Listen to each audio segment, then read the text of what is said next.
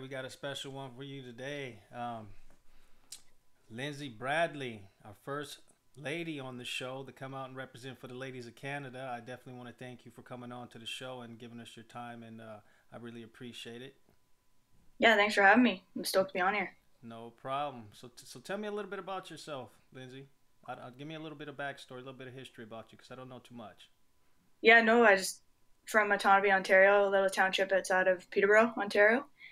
Born and raised in Blackstock, so just outside of Port Perry, and yeah, I grew up racing dirt bikes. I started on a PW 50 and never looked back. Here we are, 20 almost going on 23 years this year, so So it's been a how? while. That's good. You got a little bit of history involved in the moto. So you do a little bit of both though. You moto and you do GNCC, correct? Yeah, that's correct. Okay. Now, if you were to choose one or the other, what would you choose?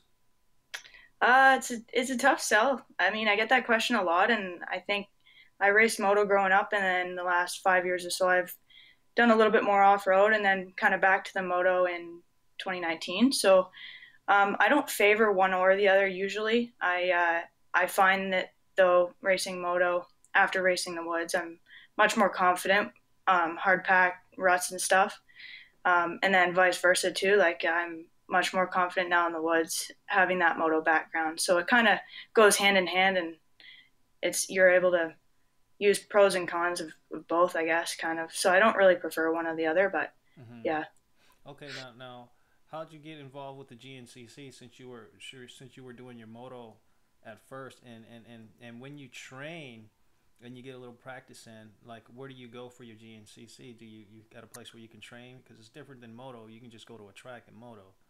Yeah, for sure. I was lucky enough though that one of my sponsors, Blackstock Motorsports, there's the sales manager there, Dustin, his son. I grew up with him, Ryder. He was big into off road, and he kind of got me into the off road scene. And I was lucky enough that some of his buddies that he grew up racing off road with, they own property and stuff that we could go kind of cut a woods loop into, and kind of moto there. Um, and then around his house too in Pontypool, there's a few spots to ride woods, and yeah, that's kind of just how you get seat time there is just go out in the woods and cut something out and keep riding it. Just don't stop riding it. Right on, right on. So when you're out throughout the year when it's riding time for you, you spend more time doing GNCC or you spend more time doing moto. No, I've been racing moto the last 2 years again. Full time. I haven't really raced an off road race since 2019. And then with COVID and everything too, it was hard getting to the States, and now that everyone's vaccinated, it might be different. But now I hear that they might come out with some more traveling restrictions and or COVID restrictions again. So we'll see. And yeah, there's a local off road club, Off Road Ontario here. That's also where I've been doing most of the racing in the last 5 or so years anyway. And then going down to Florida. I've been to Florida and to North Carolina for the GNCCs, and those are the only two that I've ever raced. But yeah, it's gnarly down there. It's crazy. Yeah. Yeah, States is a definitely different place for sure, especially when it comes Oh to yeah. racing too. From what I've experienced so far in Canada, it's a little bit more laid back there. I guess in the States, it seems like it's a little bit more on steroids. Yeah, it's crazy. North Carolina was a we only went there for a weekend, and Mhm. that was probably one of the most memorable weekends of my life. It was crazy. The fans were unbelievable. Like yeah, your classic North Carolina people for sure. Right on, right on. So, what are you riding? What are you riding? A 125, 250, four stroke? What are you on? Yeah, no, right now I kind of grew up on two strokes. I never really rode a four stroke. And then, yeah, I'm still on the YZ 125. Um, for my height and my weight, I find I fit it pretty nice. And I've had kind of experiences with 250Fs, but I just find that I can't ride them as well as a 125. I'm more or less comfortable on that, and it's lighter, and yeah, no issues. So how'd you make out last year on your 125? You riding some of the amateur national stuff going on out here in Canada? What are you doing as far as Yeah, your racing? yeah. I've the last 2 years I went back to moto, and I've done the whole Canadian Triple Crown series. Okay. Um, 2019 was really good. 2020 kind of I had a good year last year, and that was sort of where I needed to be. And then 2021, I felt super good, like really comfortable on the bike. And a week before Walton, I ended up getting hurt, and it was kind of a toss up as to whether or not I was going to race all year. And I was like, you know what, you only got one shot, so you might as well. And we cut my cast off, and my stitches came out like 3 days before Walton won. So yeah, I ended up racing. It sucked. I was racing all year with two of my fingers taped together, and it ended up to be my clutch fingers too, like my middle finger and my index finger on my left hand. So that was kind of a pain, but yeah, they weren't the results I was looking for sure. So hopefully 22 is it's a little better. So what do you got? What do you got going on for you for 22? You gonna do the Uh, whole series again, or you got some other? yeah, I'm gonna try and do the whole series with my work and stuff. I've got 4 or 5 jobs on the go at all times, so it's definitely tough to try and get that time off during the summer. I was fortunate enough this year to get on the 410s at work, so I was Monday to Thursday, and then I had Fridays off, which was pretty ideal for racing. But yeah, so 22, I'm hoping to do at least the East Coast. I've always wanted to go west, and I've never been west.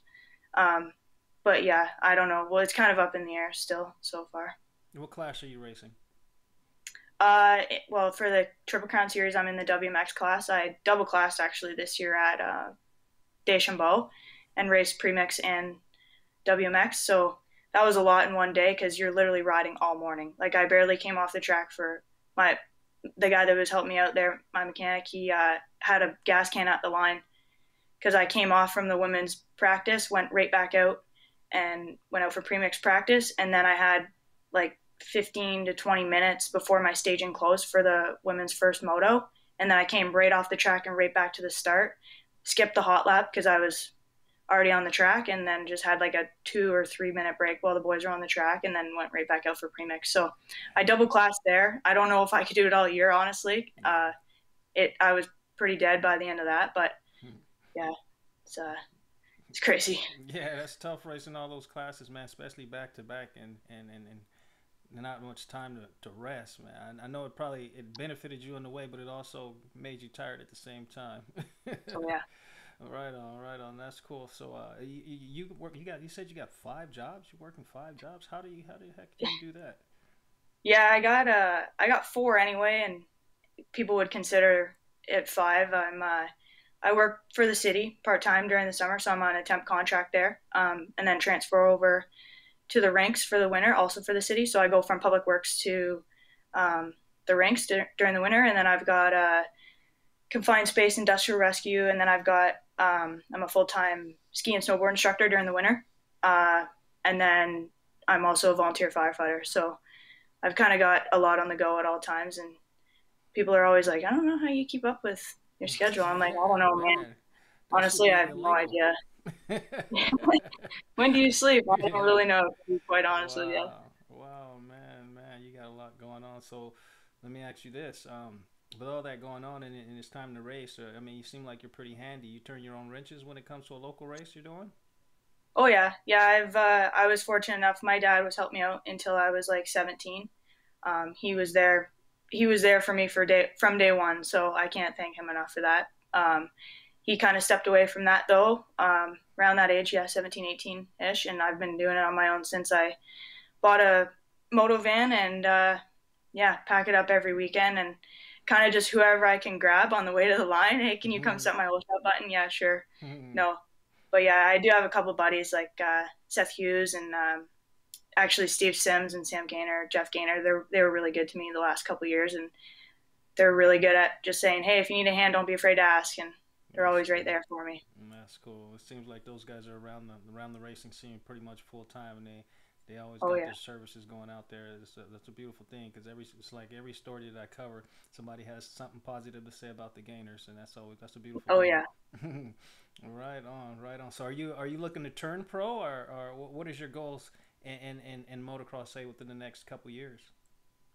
No, by no means. No, I ride dirt bikes because I like riding dirt bikes, and that's just the bottom line. I That's kind of like what I go to if I'm stressed out. I can go ride, and your stresses kind of all go away, and that's kind of yeah. I just like racing. I like riding. I'm a pretty competitive person, so I definitely don't like to lose, but at the same time, it is what it is, and I'm just out there having fun riding dirt bikes. So What else do you got going on as far as like I mean you work 5 jobs, you moto, you instructor. I mean how do you schedule racing in full time with all that going on? Do you kind of back out of it during the summer as some of the work and just kind of focus on moto, or you just do moto when you have time? I just kind of moto when I have time. I grew up at a Tuesday night race club, OCMC. So that I kind of veered away from that a little bit in the last 5 years or so. And when I got on the fire department, we train every other Tuesday, and then working until like 5 p.m.